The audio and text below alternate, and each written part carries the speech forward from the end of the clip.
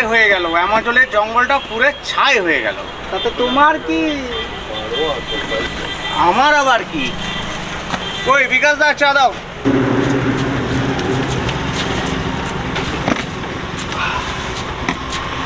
একটা চা দাও, সকাল থেকে একটা চাও চলে নি।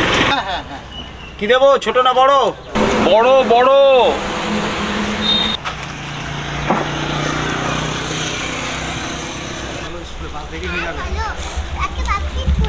হ্যাঁ, স্কুলে যাবো তো, কিন্তু তোমাকে তো না ছেড়ে আমি যেতে পারছি না। আজকে আমাদের স্কুলে অনেক প্রোগ্রাম আছে। হ্যাঁ,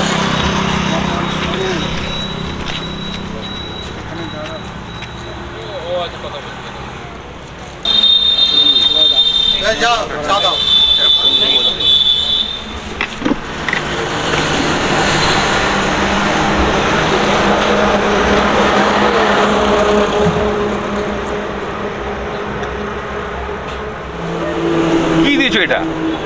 চা না কফি? এটা কফি চা দাদা। তা কি করে হয়? হয় চা হবে নাই কফি হবে, দুটো জিনিস কি করে একসঙ্গে হয়?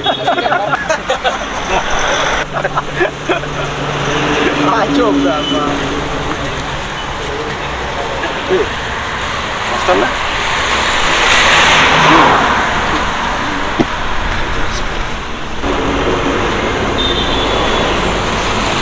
কি ব্যাপার? ছেলে আমি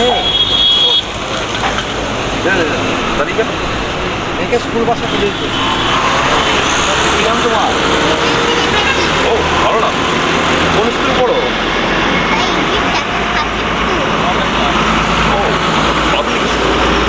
আপনাদের এই মহা দোষ মশাই, নিজেরা চাকরি করবেন সরকারি স্কুলে আর বাচ্চাদের পড়াবেন বেসরকারি স্কুলে।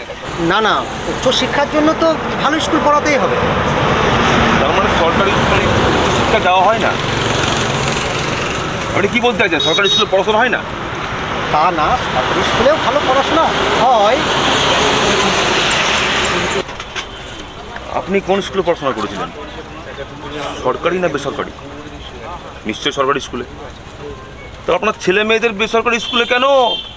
দেখুন, এখন সব কিছু একটা আপডেট হয়েছে, আর সরকারি স্কুলে একটা পুরো সিস্টেমের মধ্যে দিয়ে চলে, আর সেখানে আপনি চাইলেও কিছু করতে পারেন। আপনি সিস্টেম বলতে কী বোঝাতে চাইছেন? সিস্টেম তো নেতা মন্ত্রী আমলা এরাই তৈরি করে।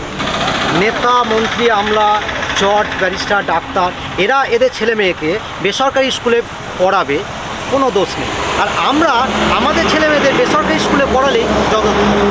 শুনুন, টপ টু বটম অর্থাৎ সকল স্তরের মানুষকে সরকারি স্কুলে পড়ানো এবং সরকারি হাসপাতালের অধীনে চিকিৎসা করানো বাধ্যতামূলক, এটাই সিস্টেম হওয়া উচিত। যথার্থই বলেছেন, এটাই আমাদের দেশে বড় অভাব। কিন্তু এটা আপনাকে স্বীকার করতেই হবে যে মাধ্যমিক উচ্চ মাধ্যমিক নিট পরীক্ষায় ভালো র্যাঙ্ক করে বড় বড় পোস্টে সে সরকারি স্কুলের ছেলেরাই বসে আছে। আমি তো কখনো অস্বীকার করছি না। সব কিছু সম্ভব, আপনারাই সব কিছু করতে পারেন। আপনারা সমাজ তৈরি কারিগর, জাতির মেরুদণ্ড। আপনারা সমাজটাকে দেখুন, তা না হলে সমাজ আপনাদের একদিন ডিলিট করে দেবে।